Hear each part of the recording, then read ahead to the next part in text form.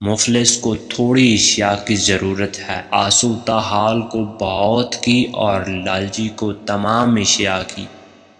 میری فضیلت کا راز یہ ہے کہ میں نے اپنے جہل کو سمجھ لیا۔ زندگی کا ایک مقصد بنا لیجئے، پھر ساری قوت اس کے حصول پر صرف کر دیں، آپ یقیناً کامیاب ہوں گے۔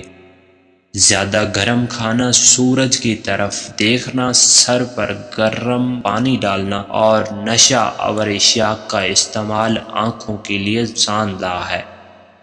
شک جس دروازے سے اندر تک آتا ہے، محبت و اعتماد اسی دروازے سے باہر نکل جاتے ہیں۔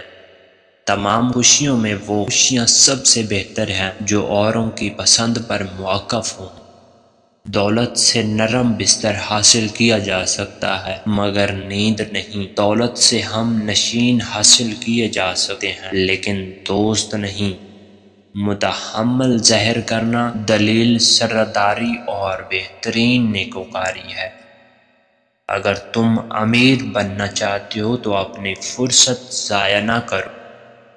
عشق دو روحوں کے ملنے کا نام ہے۔ جس طرح پانی اپنے ہی جیسے پانی سے مل جائے تو اسے کسی بھی حملے سے الگ کرنا مشکل ہے۔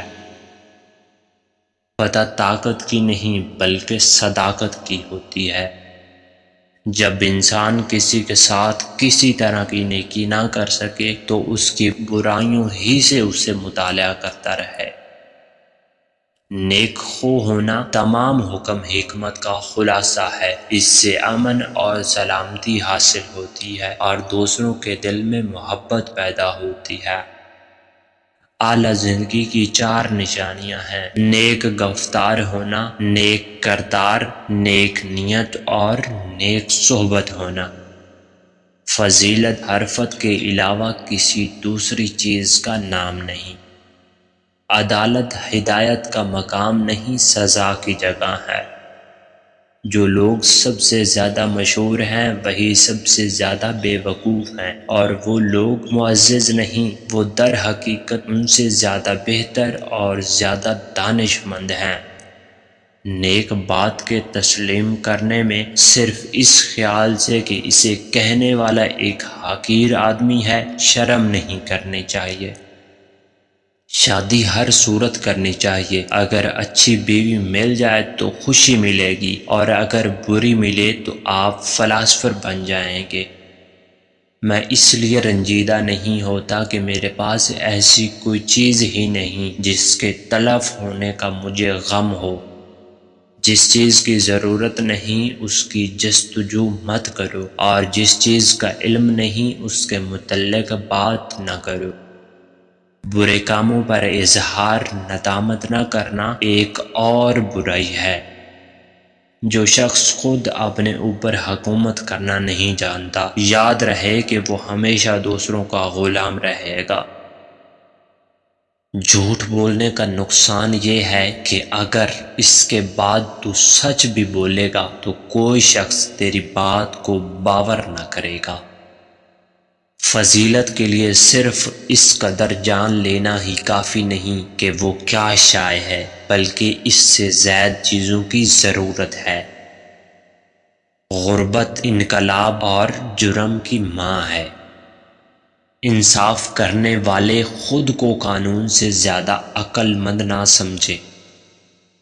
غیر مانوس لفظوں کا استعمال بڑی احتیاط سے ہونا چاہیے۔ اگر غیر مانوس لفظوں کا بے محل استعمال ہو یا استعاروں کی بھرمار ہو تو ایسی زبان لفظوں کا ملغوبہ بن کر رہ جائے گی، شاعرانہ زبان نہیں ہوگی۔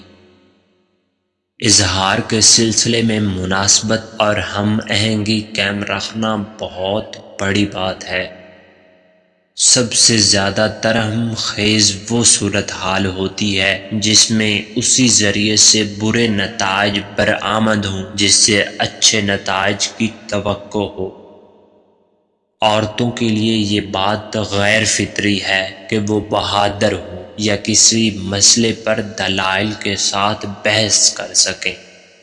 تعلیم سے شرافت انسانی کا حاصل کرنا ایسا ہی معمل خیال ہے جیسا علم کیمیا کے ذریعے سے تانبے کا سونا بنانا۔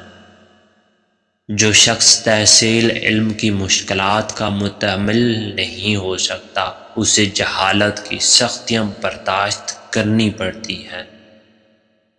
کسی نے ارسطو سے لمبی عمر کا گر پوچھا تو ارسطو نے جواب دیا کہ مایوس ہونا بند کر دو۔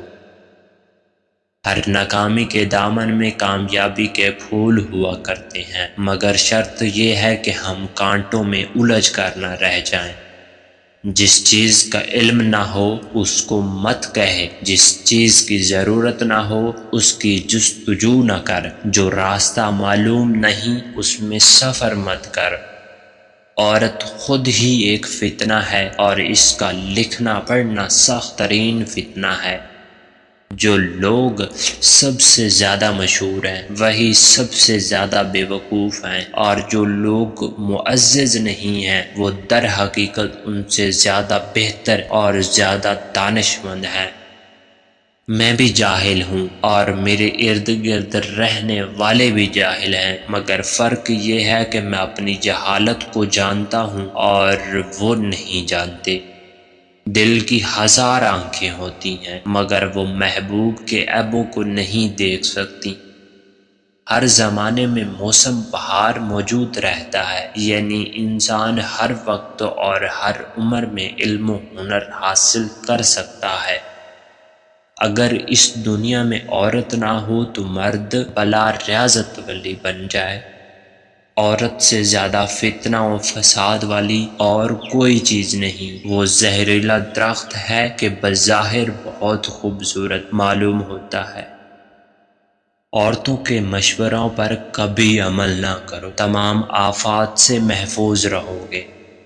اگر مرد کو آنکھ فرض کر لیا جائے تو عورت اس کی بینائی ہے، اور اگر مرد کو پھول سمجھا جائے تو عورت اس کی خوشبو ہے۔ اگر آپ کے زیادہ دوست نہیں ہیں تو اس کا مطلب ہے کہ آپ کو زندگی کا بہت تجربہ ہے۔ مصیبتیں اور بیماری اتنیاں ہی خطرناک ہوتی ہیں جتنی کہ بزدلی اور کم ہمتی کی وجہ سے نظر آتی ہیں۔